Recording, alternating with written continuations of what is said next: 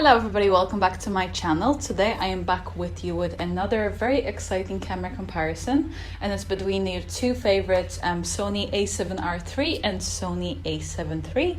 I know loads of you have been interested about it because there's quite a bit of a price difference between the cameras, and a lot of you wonder, if it's worth the money to go for the A7R3 instead of just the A7 III. And I am going to give you my personal thoughts on both cameras that I used side by side at this photo shoot.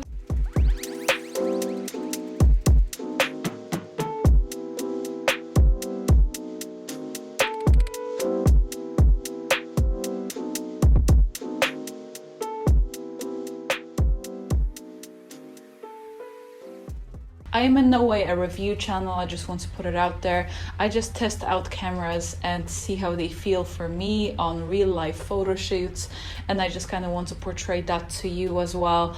I'm not super technical in general, but it's just I see the photos I take and the quality they are, and I just give you my thoughts. So I just wanted to put it out there. Before we get into this video, I would love if you subscribe to my channel and click the little bell to not miss any of my future videos.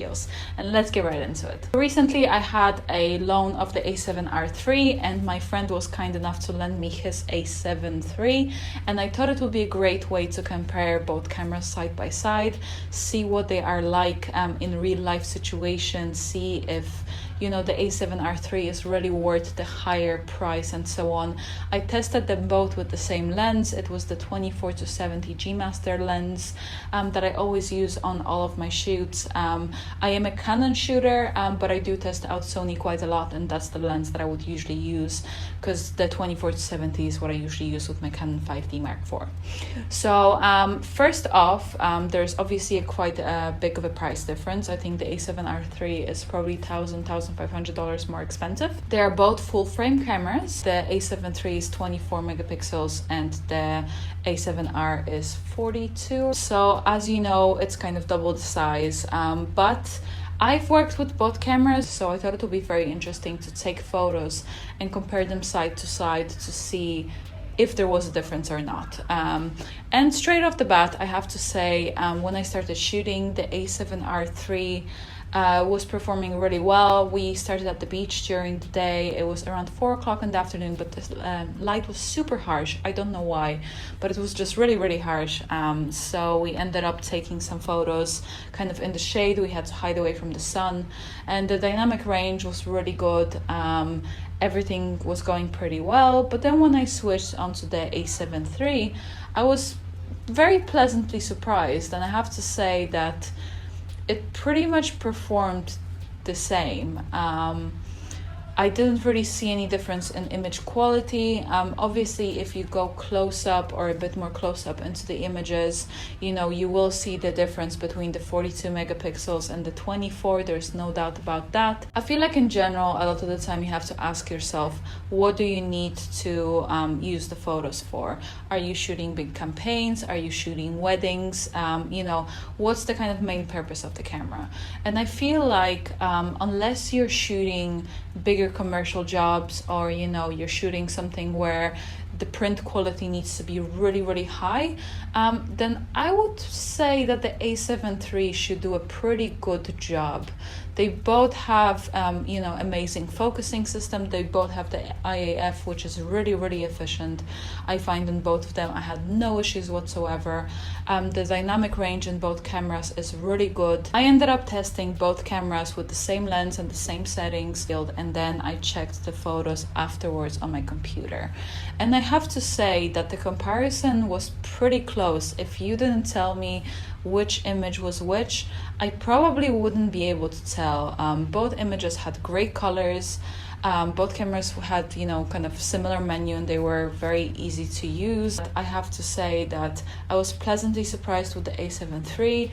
I think if you are shooting weddings, or if you're doing stuff, for social media, or, if you're shooting stuff that doesn't require you to have massive prints, then I think you should be well off with the A7 III. Save yourself some money, invest in a better lens instead. I think the 24-70 is an awesome lens to invest in. It's quite an expensive lens, So maybe your money is better spent this way rather than, you know, investing in the A7R3 and then having to stretch your budget to get the lens as well. I think a lot of the time we look at specs and we look at, you know, prices and so on, and you know that kind of affects our decision, thinking that if something is more expensive it's better. And I'm not saying, you know, as I said, if it comes to details and shooting large format, then A7R3 is definitely going to be better. Personally, I think it's one of my favorite cameras that I've used so far, but saying that, I feel like if I had the A7 III, I would be completely happy shooting on it, shooting campaigns, shooting any work. So it's not like you have to be concerned about, you know, the quality of the work or, you know, having the images pixelated or whatever. I feel like you still get a really great quality image out of it. They're both full frame, so there isn't really a difference between that. So I think it's just a matter of what you personally need. In general, I was hoping to get really nice moody images. I was hoping for a nice sunset, but unfortunately we had to work in between the times where the sun was quite harsh and quite intense. You know, we were working around 4 and 5 o'clock in the afternoon, which is pretty interesting because usually around that time this light starts to soften down.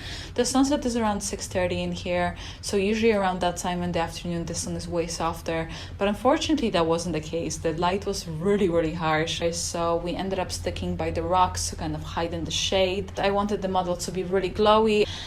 We put some nice body oil on her. Her skin looked super nice and smooth, and I have to say I was really impressed with both dynamic ranges on the cameras. I think they both performed really well and the images looked really quite high quality. The images afterwards were also super easy to color grade, which was great. The colors remind me a lot of Canon colors, and I really like working on them. I think between like all the cameras that I used so far, Sony and Canon have my favorite colors for sure. I love working on the skin tones as well. The Sony cameras give you great skin tones, you know, all along. In general, I had no problems bringing the blacks out or, you know, kind of toning down the highlights in either one of the camera files. But all in all, I was really impressed with the performance on both of them. When it comes to, you know, IAF, they were both performing extremely well. There was no major mishaps in terms of the focusing and so on. Obviously, if you go into the images, into the details, the close-ups, you can see the kind of quality difference between the two cameras, because, you know, you will see much more detail in the A7R3. The A7 III will be a bit more limited in that sense. So maybe if I was doing, you know, shoots for beauty, like some of my macro beauty stuff that I do, I might possibly consider getting the A7R3 instead, just because it has a bit more room to play around with, a bit more room to crop and so on. I think that's one of the things. If you need work where you crop a lot and so on, then maybe you should consider something with a bit of a bigger, you know, pixel rate, so you can kind of crop in a bit more. I remember when I was working with the Phase 1 and it was the 100 megapixel one, and I could literally crop in from a full face into like eye, into still full size. So it was still 4000 by I think 5000 or 5000 by 3000 pixels, which is absolutely insane. So in this kind of case, I would definitely consider, you know, maybe getting something with a bit more pixels like the A7R3. But other than that, you know, if you are a wedding photographer or if you're shooting anything for online or, you know, even print, to be honest, I really, you know, I really don't see a problem in shooting with the A7 III and putting the images to print. I think they're still going to be great quality. You know, the camera is top notch, so I think it's just a matter of what you need it for. If you're shooting mainly video, then A7 III is definitely sufficient. But yes, all in all, I think they're both very strong cameras. So it's all down to your budget, your preference, and your needs. Okay guys, I have a little competition for you. You can win a full 5-pack of my presets.